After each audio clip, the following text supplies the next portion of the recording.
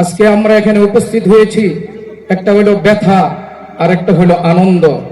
ব্যথা, আমাদের সাবেক প্রধানমন্ত্রী, সফল প্রধানমন্ত্রী, একে একে তিনবার যিনি জনগণের ভোটে নির্বাচিত হয়েছেন, তিনি আজকে আমাদের মধ্যে নাই।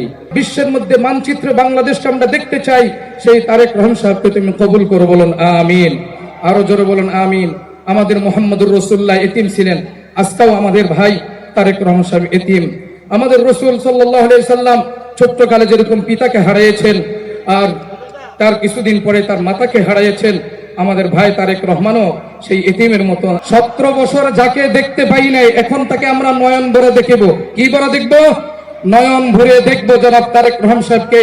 এই 17 বছর হাজারো নির্যাতন অত্যাচারে আল্লাহ পাক তাকে কুদরতি ভাবে যেভাবে রক্ষা করেছেন, অনেকেরই আমাদের ইচ্ছা ছিল, দিলের আকাঙ্ক্ষা ছিল যে মনে হয় আর তারেক রহমান সাহেব আসতে পারবে না।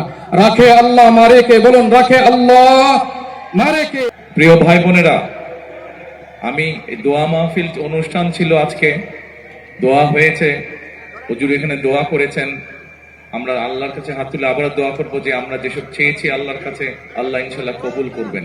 আমি যেই কথাটি যাবার আগে আবার আপনাদের সামনে হাজির হয়েছি বলার জন্য, আমি কিন্তু আপনাদেরই সন্তান, এই এলাকার সন্তান।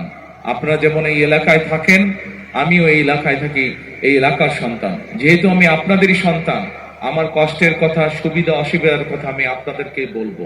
আপনারা যেমন আমাকে বলবেন, আমার সুবিধা অসুবিধার কথা আমি আপনাদের সামনেই তুলে ধরতে চাই। আপনারা জানেন যে আমি একটি দলের দায়িত্বে আছি। আমি হয়তো এই আগামী 2 দিন পর থেকে নির্বাচনের কাজ শুরু হবে।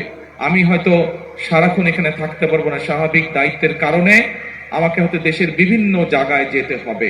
সেই জন্যই আমি আমার মানুষগুলোর কাছে, আমার এলাকার মানুষের কাছে, যে এলাকার সন্তান আমি, সেই এলাকার মুরব্বী সহ, সেই এলাকার মা বোন সহ ভাইদের কাছে, সকলের কাছে আমি করজোরে বিনীত অনুরোধ করব, আমি যেহেতু আপনাদেরই সন্তান, এই এলাকার মানুষ আমি আপনাদের মতন, কাজেই আমার কথাগুলো এই এলাকার যে মানুষ আজকে এখানে আসতে পারেননি, আমার হয়ে আপনারা সেই কথাগুলো দয়া করে তাদের কাছে পৌঁছে দিবেন ইনশাআল্লাহ।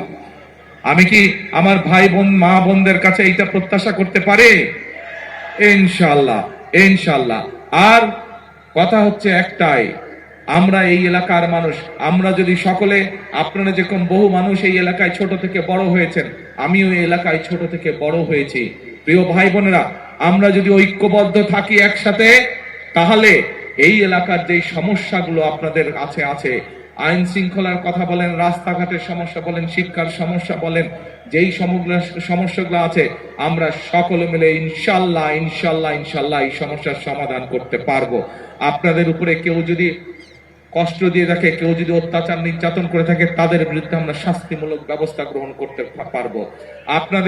আপনাদের কাছে থেকে কেউ যদি জোর করে এই কারেন্ট বিল, পানির বিল, গ্যাসের বিল জোর করে নিয়ে থাকে, এই যে একটু আগে একটা পরিকল্পনার কথা বলেছে, ইনশাআল্লাহ আল্লাহর রহমতে সেই পরিকল্পনা বাস্তবায়ন করতে পারলে, আল্লাহ যদি রহম করেন, আমরা বাস্তবায়ন করতে পারলে, কেউ জোর করে আপনাদের কাছ থেকে কিছু নিতে পারবে না।